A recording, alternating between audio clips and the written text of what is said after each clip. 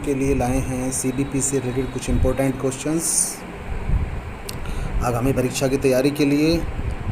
बच्चों में बौद्धिक विकास की 4 विशेष अवस्थाओं की पहचान किसके द्वारा की गई है? ये ऑप्शन है कोहलबर्ग द्वारा, एरिक्सन द्वारा, स्किनर द्वारा और पियाजे द्वारा। दोस्तों, इसको आपने जब पढ़ा होगा तो इसका ऑप्शन है जीन पियाजे यानी कि डी। क्लासिकल स्थिति का प्रतिपादक कौन था? ए ऑप्शंस हैं Skinner, B Pavlov, see what's और डी थॉर्नडाइक। इसका सही आंसर है ऑप्शन बी यानी कि पावलोव।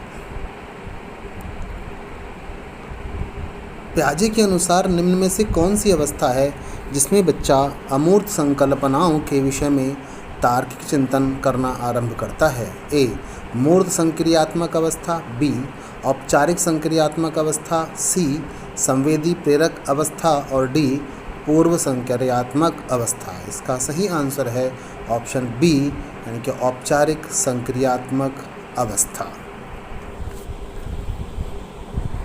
क्वेश्चन नंबर 4 है, किस अवस्था में प्रतिभा प्रदर्शनों के अवसरों की प्रतिकूलता के कारण द्वंद्व पैदा होता है? ऑप्शन ए किशोरावस्था, बी बाल्यावस्था, सी शैशवावस्था और डी पूर्व शैशवावस्था। अब देखिए, प्रतिकूलता के कारण द्वंद्व पैदा हो रहा है तो ऑप्शन है ए, ऐसा केवल किशोरावस्था में ही होता है। क्वेश्चन नंबर 5 है, निम्न कक्षाओं में खेल विधि किस सिद्धांत पर आधारित है? ए शारीरिक शिक्षा कार्यक्रमों के सिद्धांत पर, बी शिक्षण की विधियों पर आधारित, ऑप्शन सी विकास एवं वृद्धि के मनोवैज्ञानिक सिद्धांत पर आधारित होती है, या डी शिक्षण के सामाजिक सिद्धांतों पर आधारित होती है। देखिए, विद्यालय में विकास और वृद्धि का जो मनोवैज्ञानिक सिद्धांत होता है। क्वेश्चन नंबर 6, किसी विषय वस्तु को अधिगम कराने के लिए शिक्षक को निम्न में से किस बात पर सर्वाधिक बल देना चाहिए? ए उसे बालकों को अच्छी तरह विषय वस्तु याद कराना, बी बालकों को अच्छी तरह से विषय वस्तु समझाना या विषय वस्तु लिखवाना, या बालकों को अच्छी तरह विषय वस्तु को दिखाना।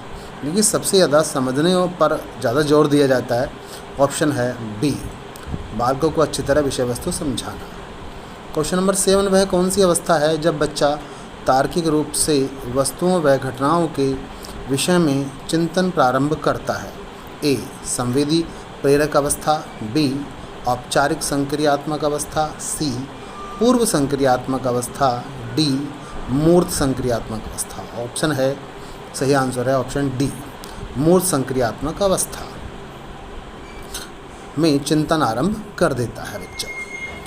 क्वेश्चन नंबर 8 है, अधिगम को सर्वाधिक प्रभावित करने वाला क्या तत्व है? ए परिपक्वता, नंबर बी अवसर, सी रुचि, डी आवश्यकता। देखिए, अधिगम जो लर्निंग होती है उसको सीखने के लिए जैसे जैसे बच्चा परिपक्व होता जाता है वैसे वैसे अधिगम अधिक करने लगता है, इसलिए अधिगम को सबसे ज़्यादा प्रभावित करने वाला तत्व है।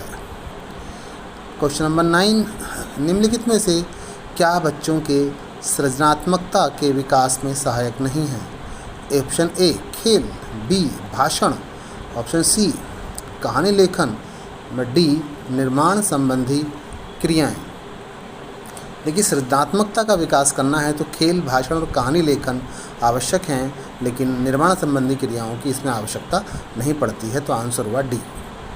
पिछड़े बालक के संबंध में निम्न में से कौन सा कथन सत्य है? सत्य पूछा गया है। ए बालक की शैक्षिक उपलब्धि सामान्य से कम होती है, बी उस बालक की जाति, संस्कृति और मान्यताएं पिछड़ी होती हैं, वह बालक मंदबुद्धि होता है, ऑप्शन डी है वह कुसमायोजित बच्चों के वर्ग में आता है। देखिए, पिछड़े बालक की जो शैक्षिक उपलब्धि होती है वो सामान्य से कम होती है, इसलिए इसका सही आंसर होगा ऑप्शन ए उस बालक की शैक्षिक उपलब्धि। क्वेश्चन नंबर 11, बालकों की सोच अमूर्तता की अपेक्षा मूर्त अनुभवों पर प्रत्यय से होती है, यह अवस्था कितने वर्ष तक की होती है? 7 से 12 ऑप्शन ए। ऑप्शन बी है 12 से व्यस्त तक, सी 2 से 7 वर्ष तक और डी जन्म से 2 वर्ष तक। इसका सही उत्तर है ऑप्शन ए 7 से 12 वर्ष तक की अवस्था मूर्त अनुभवों एवं प्रत्यय से होती है। क्वेश्चन नंबर 12 है क्रियात्मक अनुसंधान मौलिक अनुसंधान से क्यों भिन्न है।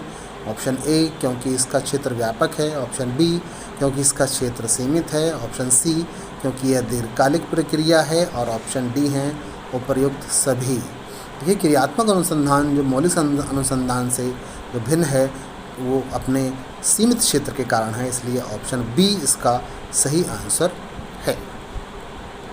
क्वेश्चन नंबर 13 एक 13 वर्षीय बालक बात बात में अपने बड़ों से झगड़ा करने लगता है और हमेशा स्वयं को सही साबित करने की कोशिश करता है। वह विकास की कौन सी अवस्था में है। ऑप्शन ए किशोरावस्था, बी प्रारंभिक बाल्यावस्था, सी युवावस्था और डी बाल्यावस्था। तो ये किशोरावस्था सबसे तूफानों का काल भी कहा जाता है, इसलिए बच्चा अपनी बात को सही सिद्ध करने की कोशिश करता है। क्वेश्चन नंबर 14 शिक्षा का अधिकार अधिनियम 2009 के प्रावधानानुसार किस विद्यालय में न्यूनतम कितने शिक्षकों का प्रावधान है। ऑप्शन ए 2, बी 1, सी 3 अध्यापक होने चाहिए और या डी 6 अध्यापक होने चाहिए।